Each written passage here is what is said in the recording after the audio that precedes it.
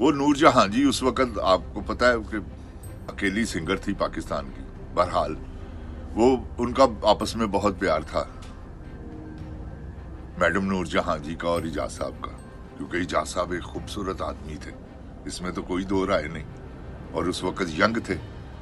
तो फिरदौस का मुआशका जो है ना, क्योंकि ये बाजारी औरतें हों जो भी होती हैं, एक मिसाल आपको देने लगा हूं, मेरा भाई मेरी बहनें जो भी, ये वैसे तो बच्चों के सुनने वाली बात नहीं है, तो मेरी बहनें भी जरा चले, बहरहाल मैं कोई उसके कपड़े नहीं उतारूंगा, बात आपको सुनाता हूं। जिस औरत ने एक से दूसरा मर्द देख लिया ना,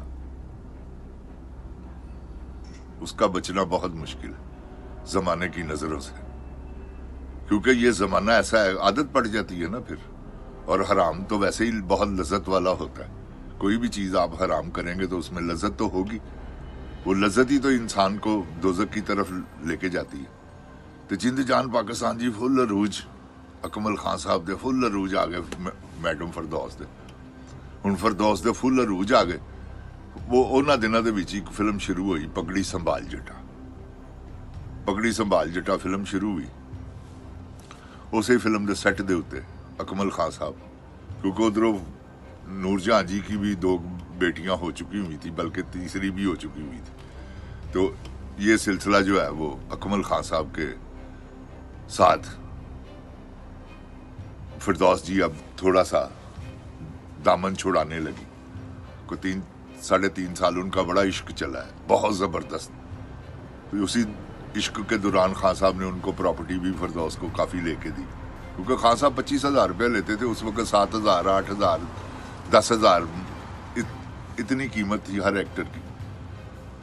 तो बहुत कम मोहम्मद अली साहब ने आके बाद में पैसे लिए हैं, फिर नदीम साहब ने भी लिए हैं, वहीद मुराद साहब ने भी लिए हैं, लेकिन अकमल खान साहब ने सबसे पहले 25,000 रुपया पाकिस्तानी फिल्म इंडस्ट्री में लिया। लोगों ने कहा है खान साहब 1 लाख रुपया लें आपको देंगे ये, उन्होंने कहा नहीं, प्रोड्यूसर बेचारे मर जाएंगे तो इनके सहारे हम जिंदा। ये देखें कैसी बड़ी बात थी। आज के जो डायरेक्टर और जो लोग हैं वो जिबा कर देते हैं, वो देखें कैसे मुनसिफ आदमी थे, उन्होंने कहा नहीं मैं पैसे लूंगा तो ये तो सारा मामला जो है वो गड़बड़ हो जाएगा ज्यादा, तो इतना ही ठीक है। तो फिल्में उनकी फ्लॉप फिल्में, डेड फ्लॉप फिल्मों ने पैसे लोगों को दिए। डेड फ्लॉप फिल्म जिसे कहते हैं ना, 1 शो, वो भी बाद में वो भी चली। तो जिंद जान पाकिस्तान जी अरूज था जबरदस्त किस्म का, फिरदौस पे, इजाज पे, अकमल खान साहब के पे, क्योंकि इजाज भी बीच में कूद पड़ा हुआ था उर्दू फिल्मों की वजह से। पंजाबी में नहीं, पंजाबी अकमल खान साहब ही वड्डे एक्टर, या लाला सुधीर, क्योंकि यक्के वाली, उसके बाद माही मुंडा, ऐसी फिल्में जो है वो लाला सुधीर की हिट हुई थी। ये अकमल खान साहब से पहले की बात है, जब अकमल खान साहब से पहले हिट, क्योंकि अकमल खान साहब ने तो आके एक हीरो का ट्रेंड चेंज किया ना, तो वो एक सिलसिला बन गया उनका। फिर मलंगी ने तो खीर कर दी ना, मलंगी के बाद फिर खान साहब, जैसे सुल्तान राय साहब वैशी जट के बाद किला कैम हो गया था, इसी तरह ऐसे तरह ही अकमल खान साहब ने भी किला गढ़ दिता है ऐसी मलंगी। वो अब अरूज की बात थी। तो उन दिनों में अकमल खान साहब वैसे भी ज़हनी तौर पे बदमाश थे, वो मजांग के रहने वाले थे। अच्छा पहलवान शुक्रवाला के साथ उनकी पुरानी दोस्ती, वो बचपना उनके साथ गुजरा हुआ था। तो अच्छा पहलवान उस वक्त पाकिस्तान के सबसे बड़े बदमाशों में से थे। तो ये सिलसिला जो है वो इस तरह से, एक दिन ऐसा इत्तेफाक हुआ कि शूटिंग थी पगड़ी संभाल जटा। तो ये वाकया जो मैं आपको सुना रहा हूं, ये बहुत कम लोग, मुझे किसने सुनाया, आई विटनेस जो थे एस.ए. बुखारी साहब, जो उस फिल्म के डायरेक्टर थे। कौन सी फिल्म? पगड़ी संभाल जटा। मैंने उनके साथ काम किया, एक फिल्म शुरू हुई थी सुर्ख भाई, वो उसी दौरान वो बेचारे फौत हो गए तो वो फिल्म बंद हो गई। खैर मैंने उनके साथ, मेरे साथ एक दिन, क्योंकि मैं अकमल खान साहब का फैन था, तो मैंने ऐसे ही उनसे जिक्र किया, तो उन्होंने फिर मुझे ये कहानी सुनाई कि शूटिंग थी फिल्म की पगड़ी संभाल जटा का, एक सेट लगा हुआ था, उसमें फिरदौस और लाले सुधीर का सीन था।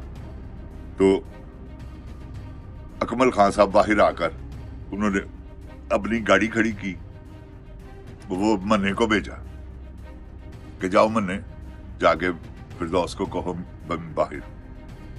उन्होंने जाके कहा मन्ना साहब ने कि जी बाहर अकमल खान साहब आए ने तो खान साहब ਤੁਹਾਡਾ इंतजार कर। फिरदौस ने कहा कि मैं आनी है शॉट दे के। वो शॉट जरा लंबा था, खान साहब बैठे रहे, वो आधा घंटा गुजर दूसरा पैगाम भेजा ऐसे बुखारी साहब को।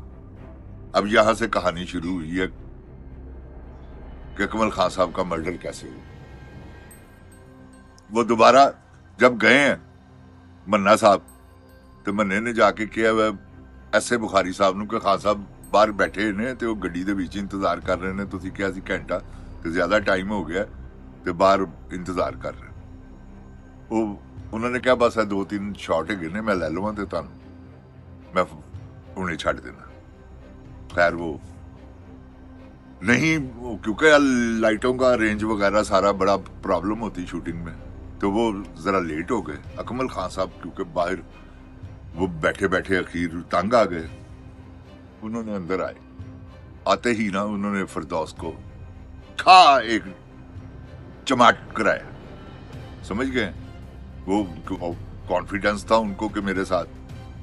फिरदौस ने वहां रोना शुरू कर दिया। वो वहां लाला सुधीर साहब भी थे, उन्होंने अकमल खान साहब को कहा कि ये क्या कर रहे हो तुम, क्योंकि खान साहब बहुत इज्जत करते थे लाला जी की। लाला जी एक बड़ी जबरदस्त पर्सनैलिटी हुए हैं स्टूडियो में, बस समझ ले लास्ट पर्सनैलिटी वही थे। मोहम्मद अली साहब, लाला जी, यूसुफ खान, अकमल खान, ये एक लेवल के लोग थे।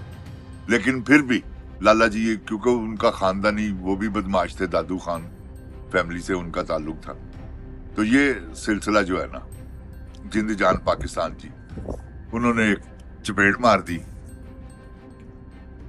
फिरदौस बेगम को, वहां से ये रफड़ चला। तो नेक्स्ट एपिसोड में इंशाल्लाह आपसे मिलेंगे, आपसे बातचीत करेंगे। मेरे चैनल को सब्सक्राइब करें और मेरी हौसला अफजाई के लिए लोगों को शेयर करें और मुझे कमेंट्स में बताएं, क्योंकि जो मैं बात करूंगा इंशाल्लाह वो गलत नहीं होगी। तो आप मेरे साथ जुड़े रहें। बहुत से ऐसी बातें जो आपने कभी ना सुनी होगी ना आपको पता होगा इंशाल्लाह। जैसे ये मैंने बात बताई है कि किसी को पता ही नहीं है, ये अच्छा पहलवान साहब को भी बाद में पता चला कि ऐसा हुआ था। मैं जो आपको बताऊंगा कि अकमल खान साहब कत्ल कैसे हुए। पाकिस्तान जिंदाबाद, पाक फौज पाइंदाबाद, इमरान खान जिंदाबाद।